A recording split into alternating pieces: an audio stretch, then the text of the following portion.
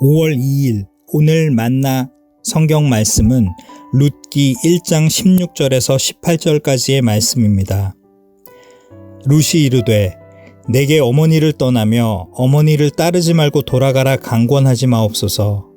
어머니께서 가시는 곳에 나도 가고 어머니께서 머무시는 곳에서 나도 머물겠나이다.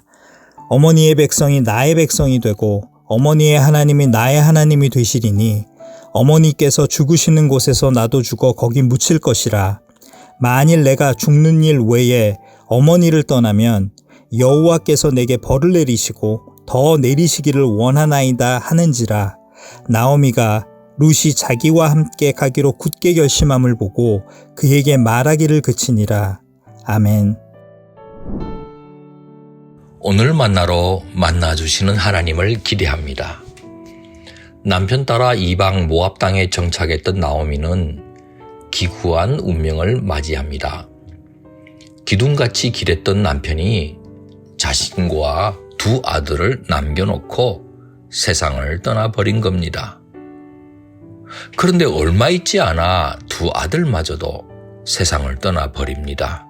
이 무슨 청천벽력이란 말입니까?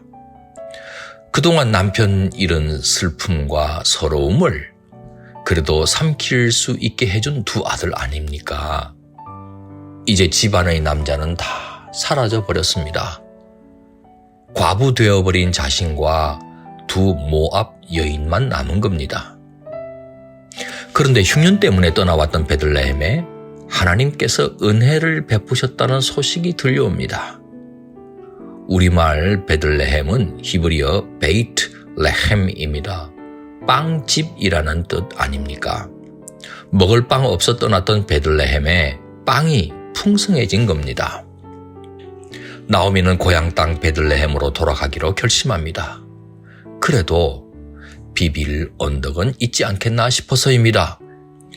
두 며느리에게는 각자의 친정으로 돌아가 새로운 삶을 찾아보라고 당부합니다. 첫째 며느리는 시어머니의 당부대로 모압 친정으로 돌아갑니다. 자기 백성과 자기 신에게로 돌아간 겁니다. 그런데 둘째 며느리 룻의 반응은 예상 밖입니다. 시어머니와 함께 하겠다는 겁니다. 어머니께서 가시는 곳에 나도 가고 어머니께서 머무시는 곳에 나도 머물겠나이다. 그뿐 아닙니다. 어머니의 백성이 나의 백성이 되고 어머니의 하나님이 나의 하나님이 되시리니 어머니께서 죽으시는 곳에서 나도 죽어 거기 묻힐 것이라. 이 신앙도 민족도 모든 것도 시어머니와 평생을 함께 하겠다는 고백입니다. 이것은 단순한 도리를 넘어서 버린 겁니다. 성경은 이것을 인애라고 합니다. 당연히 해야 할 도리도 다 하지 않는 세상 아닙니까? 해야 할 만큼 하는 것도 보통은 아닙니다. 그런데 기대와 상식을 뛰어넘는 인애야말로 절망을 이기는 희망을 피어올리는 겁니다. 나오미가 며느리 룻으로부터 받은 위로와 격려는 말로 표현하기 어려웠을 겁니다. 그러고 보니 우리를 향한 하나님의 십자가 사랑이야말로 놀라운 은혜이며 인애입니다.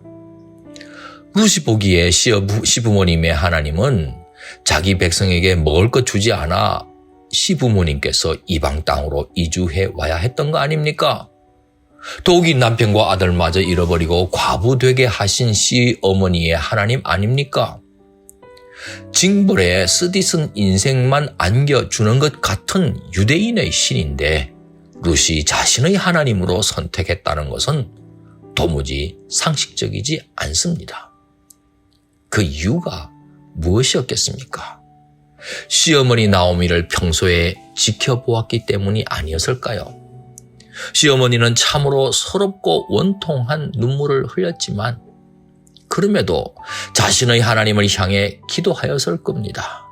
그 모습을 보면서 역설적으로 시어머니의 하나님 때문에 저것이 가능한 것이었다고 믿을 수 있었기 때문일 겁니다. 그렇습니다. 참신앙이라고 하는 것은 비단길을 걸을 때 드러나는 게 아닙니다.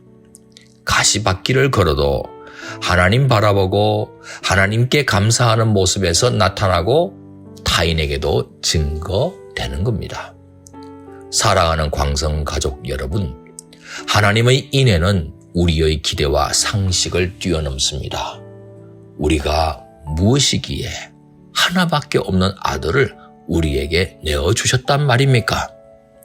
우리가 하나님의 그 인애를 받을 수 있는 자격이나 있겠습니까?